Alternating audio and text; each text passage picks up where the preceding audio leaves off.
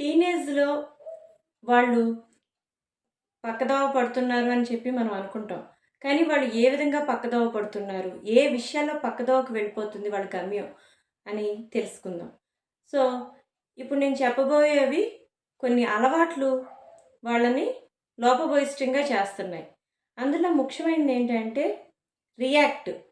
అంటే ప్రతి చిన్న విషయానికి కూడా రియాక్ట్ అవ్వాల్సిన దానికన్నా ఎక్కువగా రియాక్ట్ అయిపోవడం. అంటే ఫర్ ఎగ్జాంపుల్ ఇప్పుడు చూసుకుంటే మనం ఏదన్నా ఒక మాట అన్నామనుకోండి, ఈ పని చేయలేదు అంటే ఇలా మన జనరేషన్‌లో ఏం చెప్పేవాళ్ళం, అమ్మ నాకు ఇది కుదరలేదు.